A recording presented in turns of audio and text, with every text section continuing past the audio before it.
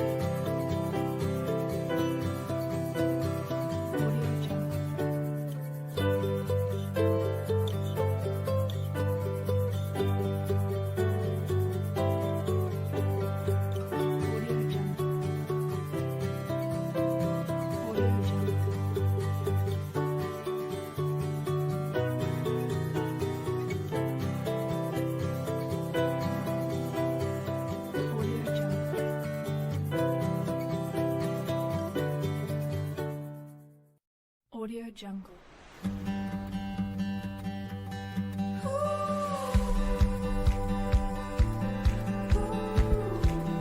Baik, di sini akan saya coba jelaskan mengenai akuntansi dana setoran haji. Terlebih dahulu, perkenalkan nama saya Lalu Hairudin, NIM 2016 120053. Yang pertama, salah satu dana bank yang harganya relatif murah atau sangat murah adalah dana yang diperoleh dari masyarakat untuk tujuan naik haji. Adapun akuntansi untuk dana setoran naik haji ini terdiri dari satu, penerimaan setoran, dan poin kedua yaitu penerusan dana ke dalam rekening nasabah pengelola naik haji yang semua merupakan bank. Perlu diketahui bahwa catatan untuk setiap kali penerimaan dari setoran dana naik haji akan dibukukan sebagai sumber dana bank atau berada pada posisi sebelah kredit. Contoh, apabila seseorang datang ke bank, contohnya Omega cabang Jakarta, untuk menyetorkan dana ongkos naik haji sebesar 15 juta dengan tunai, setoran tersebut ditujukan untuk keuntungan rekening giro CP Arafat sebagai pengelola naik haji. Pada saat penerimaan setoran naik haji ini oleh Bank Omega Jakarta dibukukan sebagai berikut, yaitu debit kas 15 juta, kemudian kredit dana setoran naik haji 15 juta.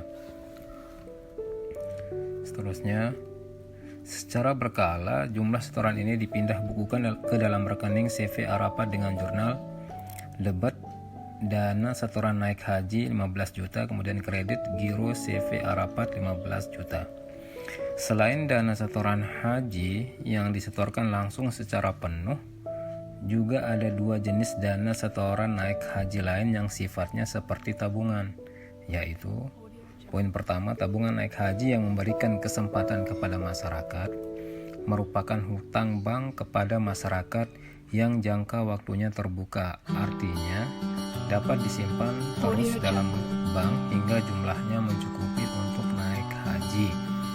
Poin kedua, mengumpulkan dana naik haji. Selanjutnya, akuntansi pinjaman yang diterima. Satu, pinjaman dari bank lain dapat diwujudkan dalam bentuk sertifikat deposito, kemudian komersial, kemudian paper, dan surat berharga lainnya. Pelaksanaan pemakaian dana pinjaman ini dapat saja dilakukan oleh kantor cabang. Yang kedua, strip loan atau biasa disingkat dengan TSL, yaitu akuntansi untuk penerimaan dana TSL harus diadministrasikan oleh kantor pusat dan akan dibukukan ke dalam rekening pinjaman yang diterima TSL.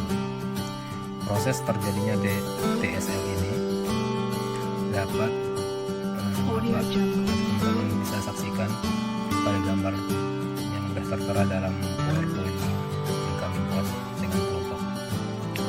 Selanjutnya, pinjaman untuk pembiayaan bersama. Kewenangan pemberian pinjaman untuk tujuan pembiayaan bersama proyek-proyek tertentu tetap berada pada kantor pusat. Proses pinjaman pembiayaan bersama ini bisa diperhatikan secara seksama pada gambar atau sketsa yang telah kami buat. Teman-teman dan Bapak bisa menyaksikan alur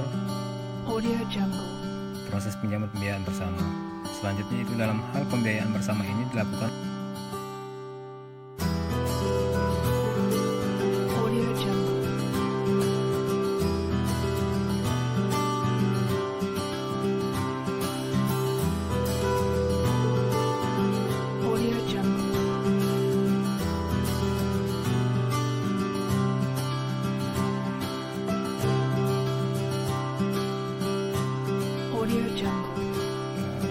menyaksikan alur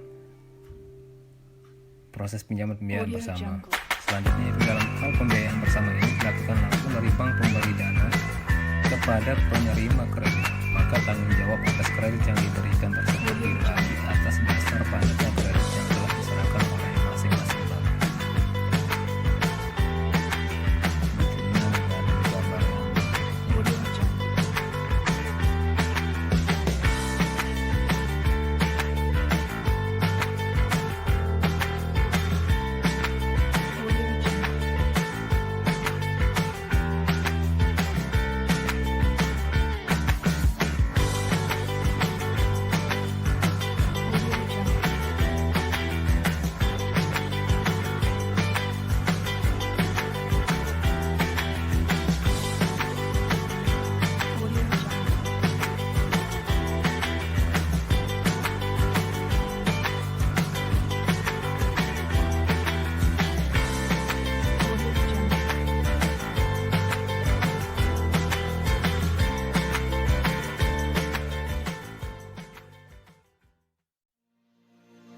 Audio Jungle.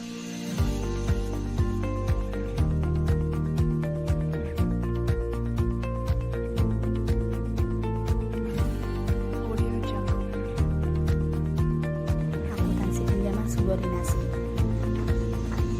Apa itu akuntansi pinjaman subordinasi? Audio Jungle. Pinjaman subordinasi adalah pinjaman yang diperoleh berdasarkan suatu perjanjian antara bank dengan pihak lain yang hanya dapat dilunasi apabila bank telah memenuhi persyaratan tertentu.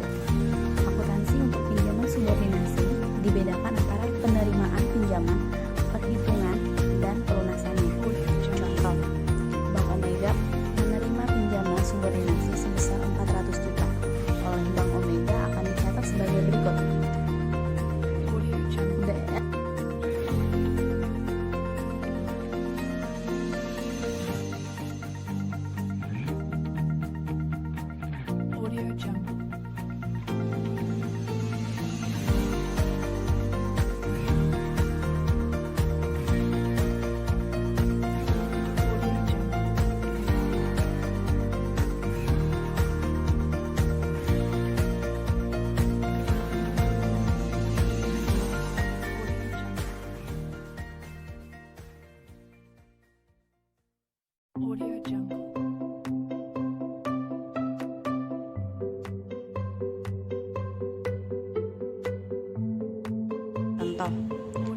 Omega menerima pinjaman subordinasi sebesar 400 juta oleh Bank Omega akan dicatat sebagai berikut.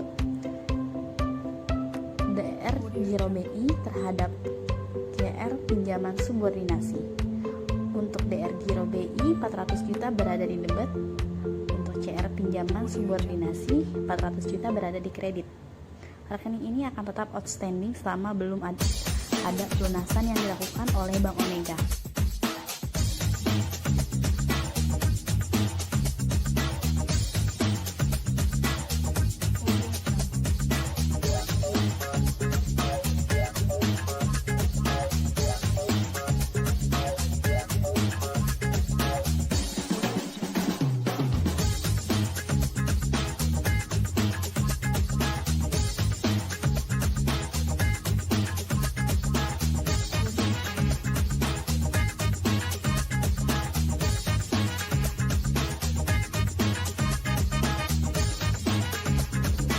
Contoh perhitungan bunga. Apabila pinjaman subordinasi sebesar 12% setahun, maka beban selama tahun pertama menjadi sebesar 48 juta yang harus dibukukan sebagai beban bunga periode penjualan. Ayat jurnalnya sebagai berikut. DR biaya bunga pinjaman subordinasi terhadap CR bunga yang masih harus dibayar. DR biaya bunga pinjaman subordinasi sebesar 48 juta berada di debit, CR bunga yang masih harus dibayar 48 juta berada di kredit. Dalam hal Audio Jungle.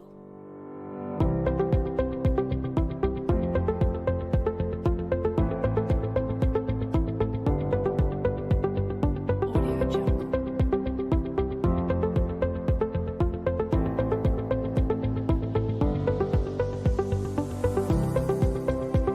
Audio Jungle.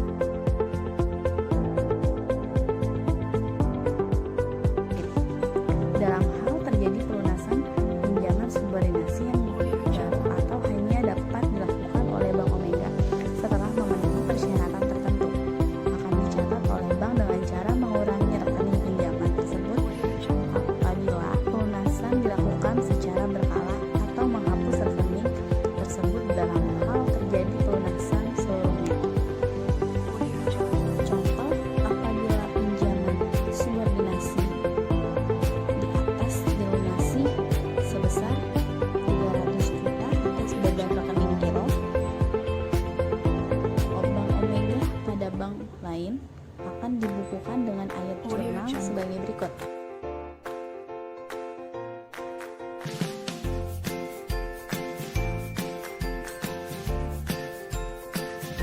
Audio Jungle.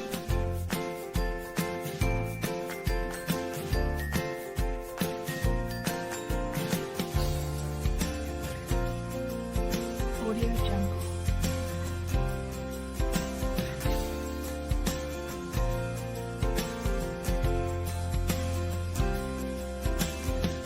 Audio Jungle.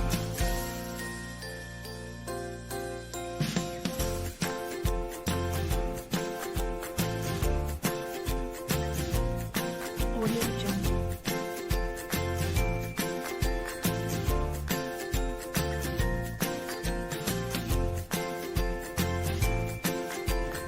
Audio Berat Jungle. pinjaman subordinasi sebesar 300 juta.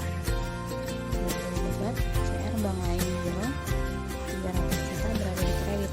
Dengan dibukukannya ayat jurnal di atas, sisa pinjaman subordinasi akan berjumlah sebesar 100 juta. Sekian dan Di sini saya akan menjelaskan akuntansi kewajiban lain-lain. Yang pertama, dalam kelompok pasifa terdapat beberapa pos yang tidak dapat dikelompokkan ke dalam kelompok pos sumber dana bank, salah satunya pos kewajiban lain-lain. Yang kedua, jenis kewajiban lain-lain antara lain adalah pendapatan yang diterima di muka, biaya listrik, biaya telepon, dan lain sebagainya yang belum dibayar, setoran jaminan atau garansi bank yang jumlahnya relatif kecil, hutang pajak penghasilan yang dihitung berdasarkan laba kena pajak dengan perhitungan pajak penghasilan berdasarkan akuntansi yang disebabkan oleh pos tidak lancar atau saldo kredit. Penyajian kewajiban lain-lain adalah sejumlah kewajiban bruto bank kepada bank.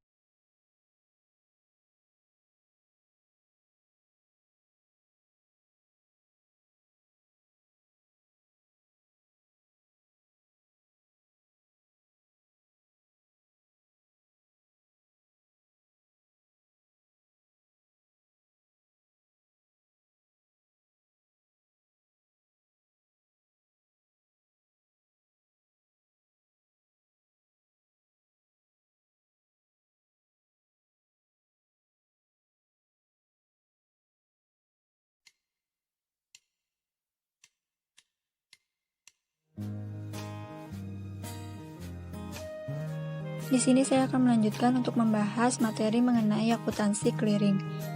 Clearing sendiri merupakan sarana atau cara perhitungan hutang piutang dalam bentuk surat-surat berharga atau surat dagang dari suatu bank peserta yang diselenggarakan oleh Bank Indonesia atau pihak lain yang ditunjuk.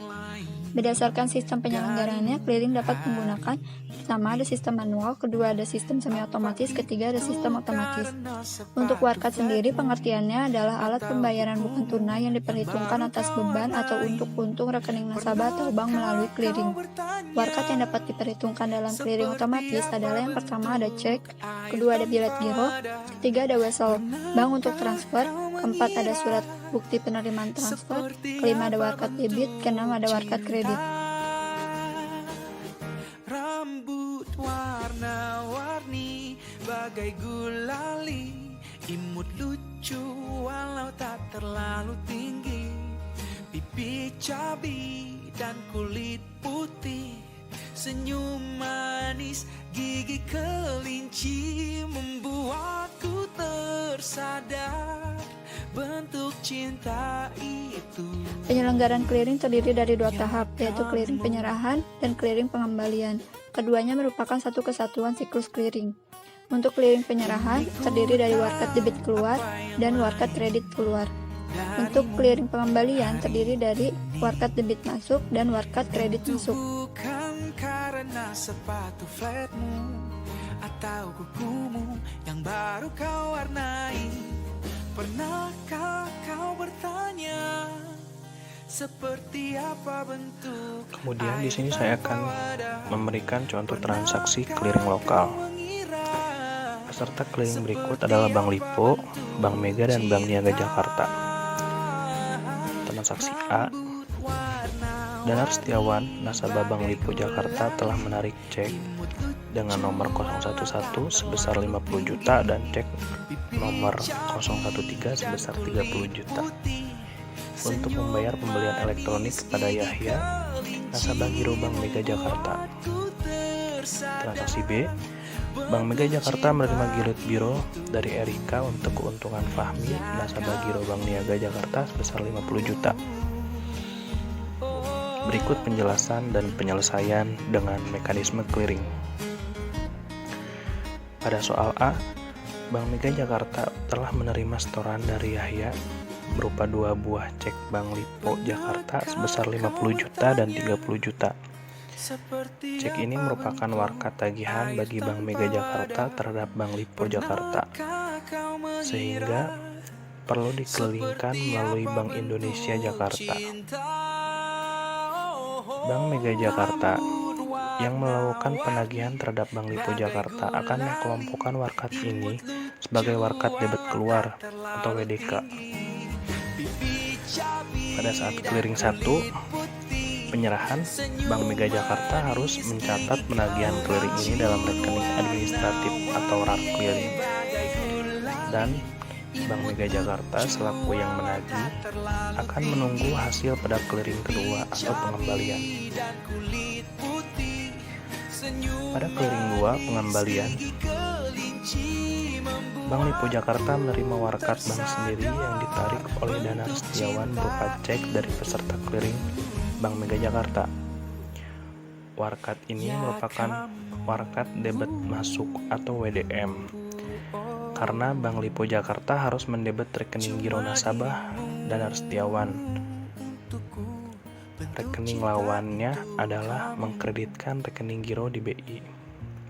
Oh ya kamu.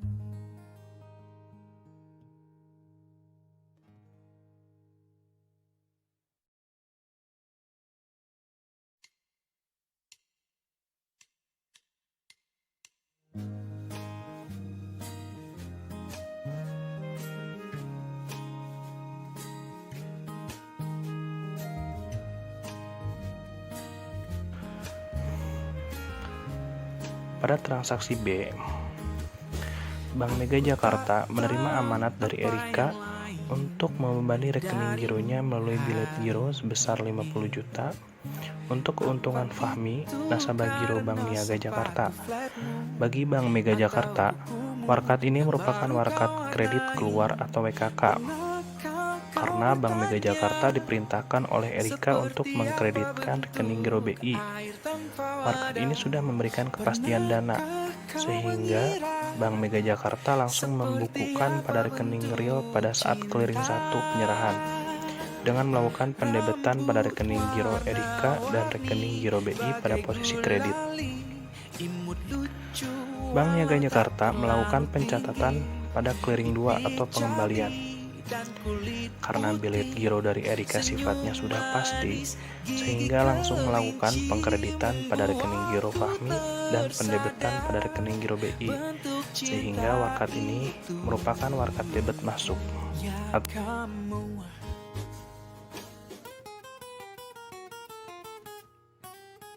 Kini ku tahu apa yang lain darimu hari ini. Itu bukan karena sepatu flatmu atau kukumu yang baru kau warnai. Pernahkah kau bertanya seperti apa bentuk air tanpa wadah?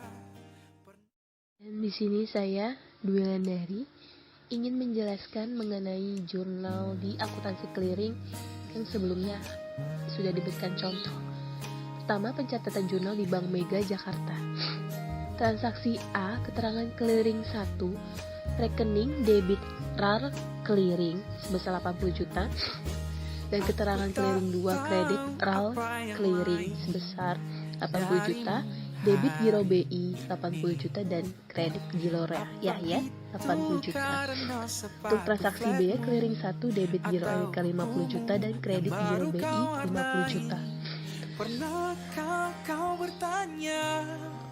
Untuk yang kedua, pencatatan jurnal di Bank Lipo Jakarta adalah sebagai berikut digambarkan. Untuk transaksi A saja, keterangan clearing 2, rekening debit giro Danar Setiawan debit 80 juta, kredit giro BI sebesar 80 juta. Dan untuk yang terakhir adalah pencatatan jurnal di Bank Niaga Jakarta yang digambarkan sebagai berikut. Itu hanya ada di transaksi B saja. Keterangannya clearing 2, rekening debit giro BI 50 juta, dan kredit giro Fahmi 50 juta. Sekian untuk pembahasan kali ini. Dan di sini juga ada mekanisme clearing. Dan di sini ada 2 gambar juga untuk mekanisme clearingnya. Gambarannya ada di gambar tersebut.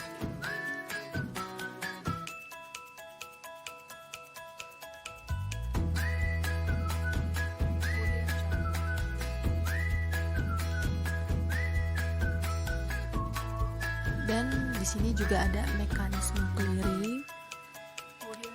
Dan di sini ada 2 gambar juga untuk mekanisme clearing. Gambarannya ada di gambar tersebut.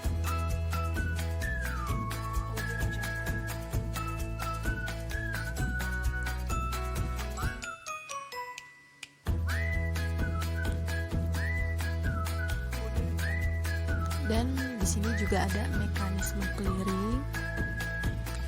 Dan di sini ada 2 gambar juga untuk mekanisme clearingnya. Penjabarannya ada di gambar tersebut.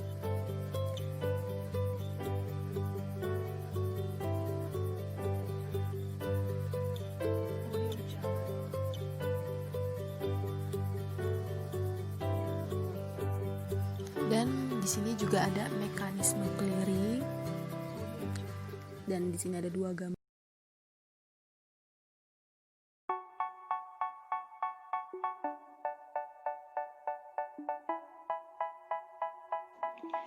Assalamualaikum warahmatullahi wabarakatuh. Nama saya Mariono.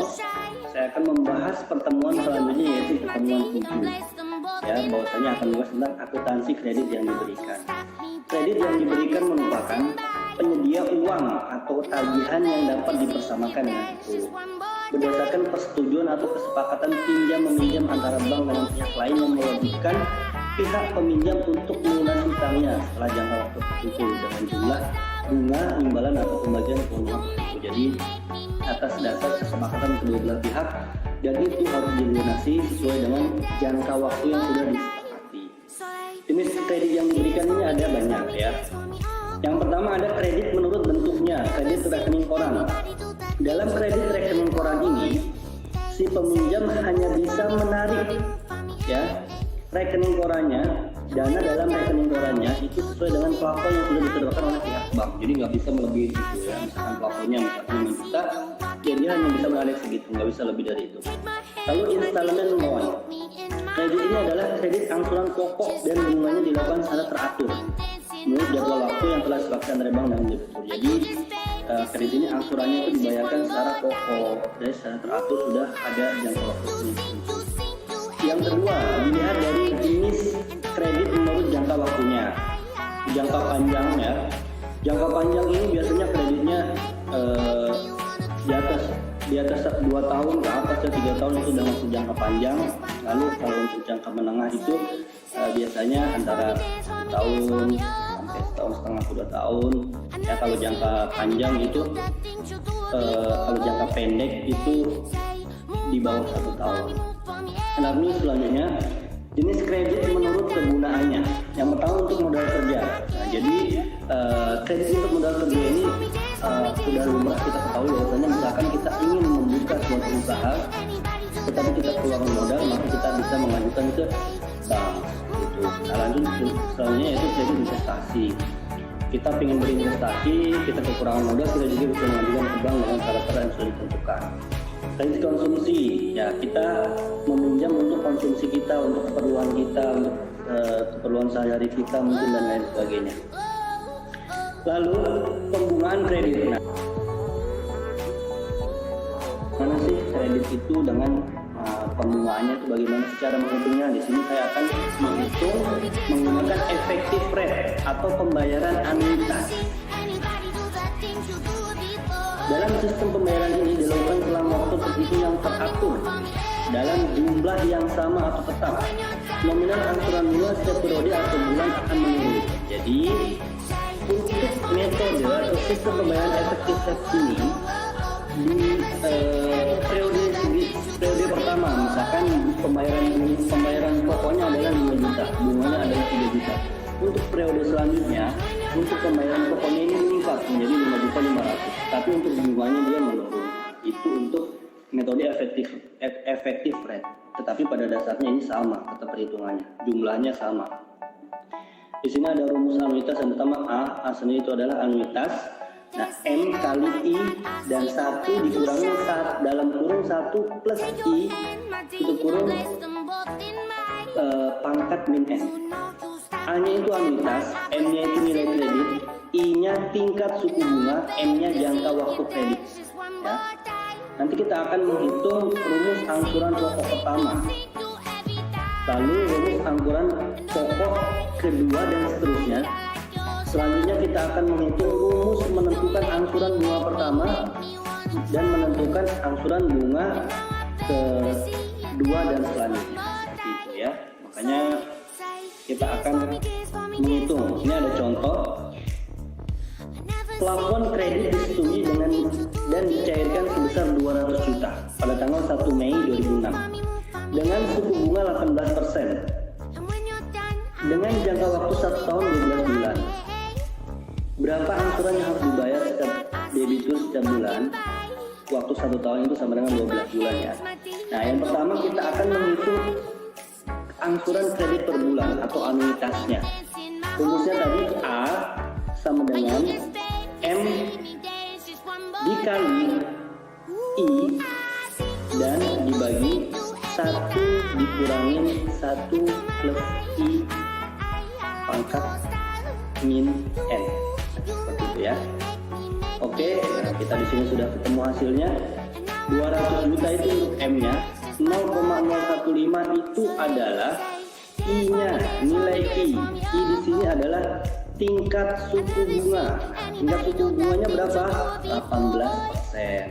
18% ketemunya adalah 0,015. Setelah itu dibagi 1 dikurangin 1 plus 0,015 pangkat min 12, maka ketemulah hasil akhirnya yaitu 18.335.998,59 rupiah. Nah, itu adalah besarnya angsuran per bulan ya, besarnya angsuran per bulan itu segitu. Oke, jadi nggak akan berubah, nanti angsuran per bulan tetap segitu terus, tetapi nanti yang membedakan adalah di cicilan pokok dan bunga. Bahwasanya tadi kita sudah ketahui untuk cicilan pokoknya itu setiap periodenya akan menaik, tetapi untuk bunganya setiap periodenya akan turun. Nah, kita langsung lihat saja. Di sini ada datanya, daftar angsuran yang sudah ada. Oke, kita lihat angsuran pertama pada 1 Juni 2006. Pokok pinjamannya 200 juta. Cicilan pokoknya adalah 15.335.968,9 rupiah dan cicilan bunga pertama adalah 3 juta. Angsuran bunga per bulannya adalah 18.335,998 rupiah. Nah, ini angsuran pertama. Saldo pokoknya adalah 185.964,001,40 rupiah. Nah, ya, ini adalah saldo pokok si peminjam ya, bahwasanya ini sisa pinjamannya tuh segini loh setelah dibayar angsuran pertamanya. Nah, ini kita lihat yang membedakan adalah cicilan pokok di periode selanjutnya, periode kedua ya, periode ketiga dan selanjutnya. Lalu bunganya juga semakin lama semakin rendah dengan flat rate ini. Pada dasarnya tetap sama kalau kita jumlahkan antara cicilan pokok dan bunga ini ya. Untuk rumusnya kita bisa dilihat di sini. Untuk menghitung angsuran bunga ya, angsuran bunga pertama yaitu A1. Nah, A1 di sini kita bisa langsung tuliskan A1 sama dengan A besar itu anuitas dibagi 1 ditambah I pangkat N. Bahwasanya kita ketahui I itu adalah tingkat suku bunga, sedangkan N adalah jangka waktu kredit ya. Jadi langsung kita hitung saja. A1 sama dengan 18.335. Kita sudah mengetahui tadi nilai anuitasnya adalah 18.335,998 rupiah. Nah, lalu kita bagi 1 ditambah 0,015 pangkat 12. Kita ketemukan hasilnya adalah 15.335 sesuai dengan daftar cicilan ini. Ini adalah cicilan yang pertama.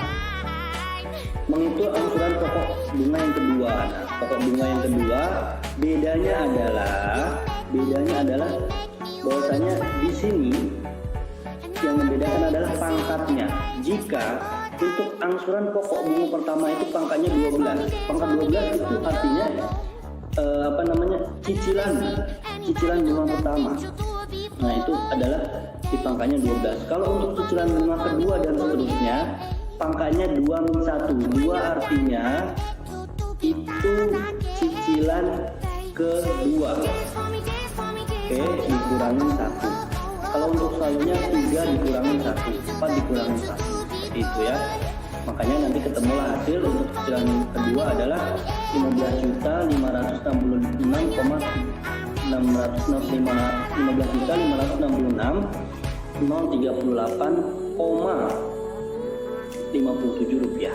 Nah itu untuk selanjutnya rumusnya tetap sama ya, cara menghitungnya sampai kita ketemukan hasil endingnya. Hasil endingnya adalah angsuran terakhir, dan angsuran terakhirnya adalah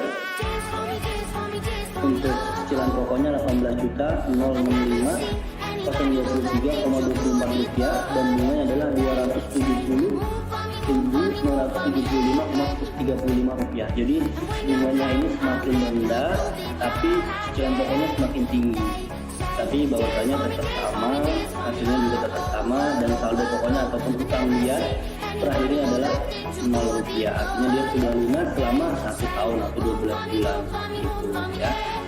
Jadi kita gampang sekali untuk menggunakan flat rate, metode effective rate ini ya, tidak terlalu susah. Nah selanjutnya akan dibahas untuk sistem pembayaran selanjutnya mengenai pembungaan kredit yang akan dijelaskan oleh selanjutnya. Saya Mariana Pramesurian dengan NIM 2016-0905 akan melanjutkan penjelasan tentang akuntansi kredit yang diberikan. Yang pertama, sliding rate. Sliding rate merupakan perhitungan bunga kredit dengan total angsuran yang akan menurun setiap kali angsuran. Total angsuran ini menurun karena angsuran pokok akan sama atau tidak berubah setiap kali angsuran. Sementara angsuran bunga akan menurun. Penurunan angsuran bunga ini disebabkan karena perhitungan bunga ini berasal dari persentase bunga dikalikan dengan saldo akhir pinjaman. Saldo akhir pinjaman dihitung dari saldo pinjaman bulan sebelum setelah dikurangi dengan angsuran pokok pada bulan berjalan. Lalu ada rumus untuk menghitung sliding rate. Yang pertama, rumus untuk menentukan angsuran atau cicilan pokok, di mana rumusnya yaitu A sama dengan M per N,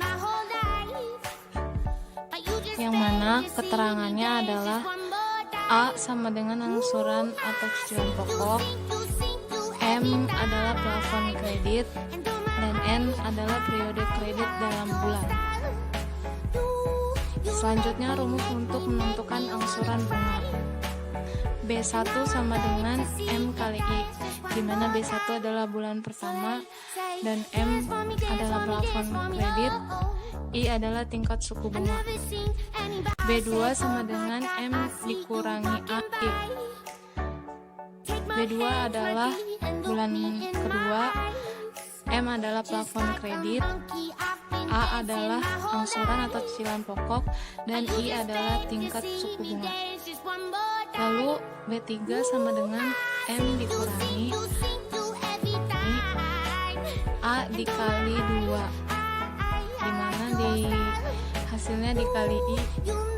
Lalu B4 sama dengan M dikurangi A kali 3, yang mana hasilnya dikali dengan I, sehingga Bn sama dengan A dikali N kurang 1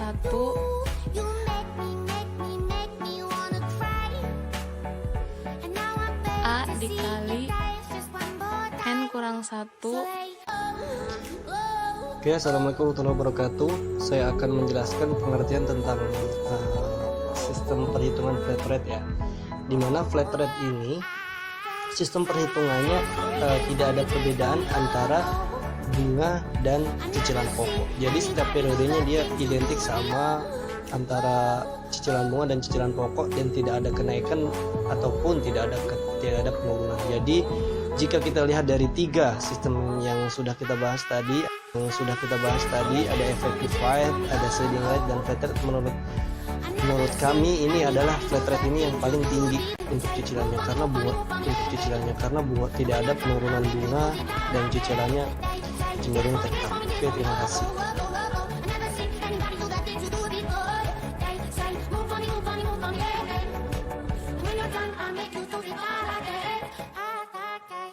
Perlakuan akuntansi bunga kredit.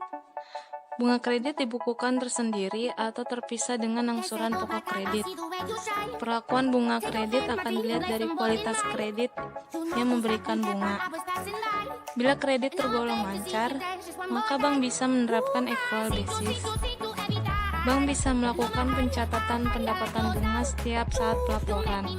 Dengan demikian, bunga yang belum jatuh tempo bisa saja dicatat sebagai piutang bunga ketika pelaporan keuangan dilakukan. Namun bagi kredit bermasalah atau misalnya dalam pengawasan khusus, kurang lancar, diragukan, dan macet, maka bank akan memperlakukan pendapatan bunga berdasarkan cash basis. Lalu ada kredit sindikasi. Kredit sindikasi sering disebut dengan pembiayaan bersama. Kerjasama pembiayaan ini melibatkan beberapa bank yang mempunyai komitmen bersama untuk mempunyai proyek tertentu.